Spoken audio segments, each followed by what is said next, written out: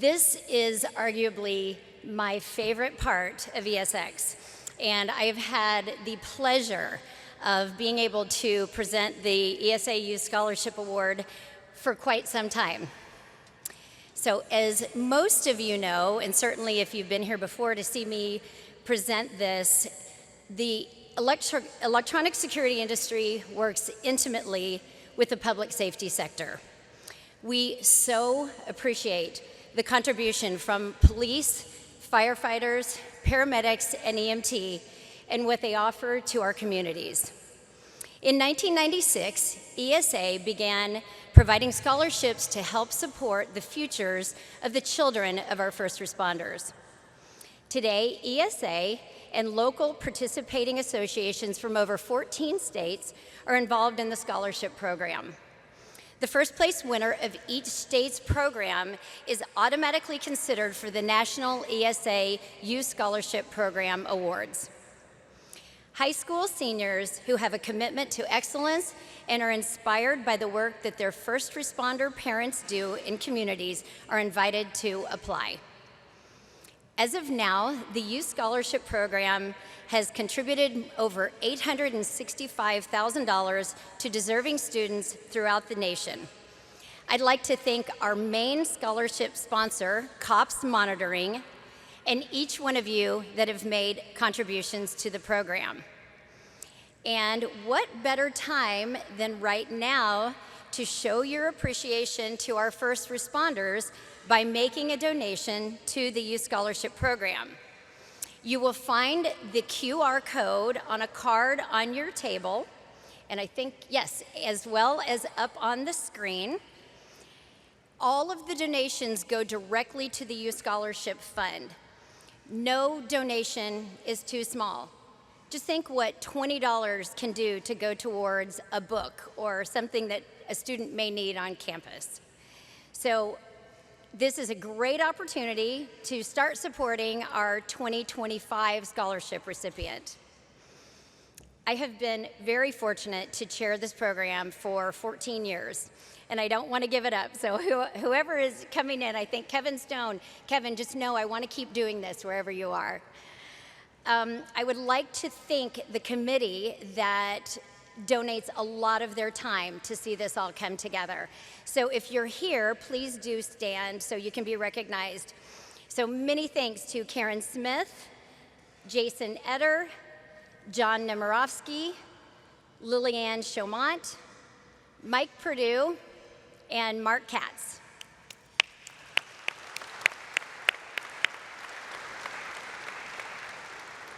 And a big thank you to Jillian Bateman, who clearly has so much on her plate, but still finds the time to coordinate all of the efforts for this program. Jillian, thank you so much for that. So I'm sure that if you've been here in the past, you have heard me say how absolutely blown away I am at the caliber of the applications that come in for these scholarships.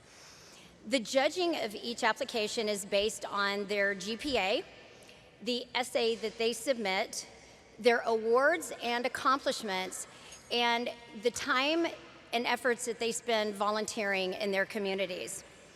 These applicants are in the top 5% of their graduating classes. They often have dual enrollment in college courses, as well as taking AP and honors courses. They play sports, they participate in clubs, they perform in school plays, sometimes musicals, and many of them hold jobs outside of doing all that. And with everything they do, they still spend a significant portion of their time volunteering in their communities.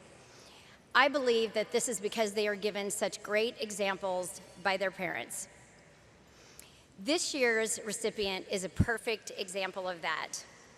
Get ready, because you're not going to believe what all this young man has accomplished. He is a graduate of Henry E. Lackey High School in Indian Head, Maryland. He's a 3-year member of the National Honor Society. He played on the varsity soccer team from 2021 through 23. He played lacrosse from 2022 through 24 and was the captain of his varsity team. He was the vice president of the Environmental Club from 2022 through 24, which organizes and facilitates school and park cleanup events. He is a member of the Fellowship of Christian Athletes from 2021 through 24. He was in student government from 21 through 24. He was a member of the Key Club from 21 through 24 and was president in his senior year. He also spent a lot of time volunteering outside of school-sponsored events. He worked with the Appalachian Service Project, constructing home improvements to make homes warmer and safer for people living in lower-income housing. He works with Meals and Hope, providing free meals to the community. He also works with the Maryland Food Bank.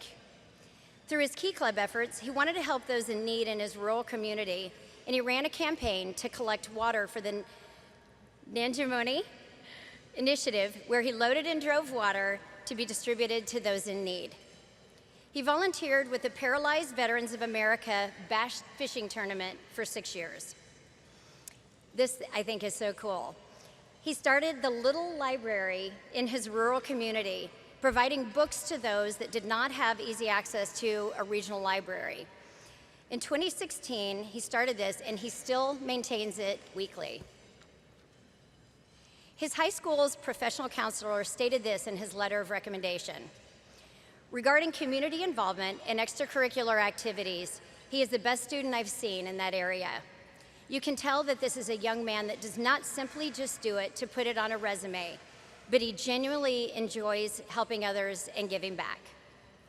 He did all of this while maintaining a 4.0 grade point average all 4 years of high school, and he graduated with a 4.61 plus GPA. This year's amazing recipient will be attending the University of South Carolina's Honors College to study electrical engineering. One last thing that I would like to share about him is that he and his father try to do a fishing trip each year. He told me his dad taught him about fishing when he was a little boy, but now he catches the most and the biggest fish on their trips, and he teaches his dad the strategies that he has researched. What an amazing young man that we get to celebrate this year. Will you please join me as we welcome the 2024 National Scholarship recipient, Brady Frendell, and his father, James Frendell, a police officer with the Washington, D.C. Metropolitan Police Department, to the stage. I've always been proud to tell others that my father is a police officer for the Washington, D.C. Metropolitan Police Department. He has proudly served the public for over 20 years. Many of our family members have also served their communities through law enforcement work. In addition, my mother is a teacher and is proud to be on the Women's Auxiliary of our local volunteer fire department. To state service is an important value to our family is an understatement. My father has provided safety, enforced laws, and been there for the public in their worst moments. His sacrifice, like others in public safety, is honorable, yet he is humble and expects nothing in return for his dedicated work. I've tried my best to incorporate these traits in my life. Many people see police officers as heroes and appreciate their commitment to protecting our communities. What people do not see is the daily sacrifices they make beyond risking their lives to protect that community. Having a parent that is involved in securing our community takes its toll on a family. Police officers have unpredictable shifts and often work long hours due to a police shortage. Our family has spent many holidays apart, as my father often has to work the days that people in other jobs are on leave. This is a sacrifice we make for the safety of our community. We have learned that holidays can be celebrated on other days when our entire family can be together. The day is not as important as the time with loved ones. During COVID, when most were teleworking, he worked long hours to keep the public safe. When others were afraid to leave their homes, my father went into those homes without a mask or other protection to help those in need. I missed my father during this time and worried about his health, but knew that he was answering the call to help others and keep our community safe. These acts have shown me that service to others above self is important and crucial to our core values. Like my father, I too am committed to service and have a deep desire to make my community a better place. I'm altruistic and happy to spend my time volunteering. I strive to promote change in my community. I volunteer at food banks, on mission trips, and at the Special Olympics. The most valuable resource we have as humans is other humans. We can teach each other, love each other, and most importantly, support each other. I have shown that people come first, and one should always do the right thing through my volunteer efforts. I established a little free library in my rural community to make books accessible to low-income families. In addition, I've demonstrated these principles through my volunteer work with the PVA fishing tournament, where I help disabled veterans enjoy a weekend of fishing. I'm honored to give my time to support people who have sacrificed so much for our country. Making a difference is the principle that I hope I demonstrate daily through participation in school clubs such as Key Club, where as president, I encourage others to volunteer and change our community. I plan to live a life of service protecting our country. In the fall, I will begin my endeavor of becoming an electrical engineer. I hope to serve the United States of America by creating electrical systems that deter aggression against our country. A career with the Department of Defense is what I've always desired. I have a competitive nature, and I am dedicated to serving our nation.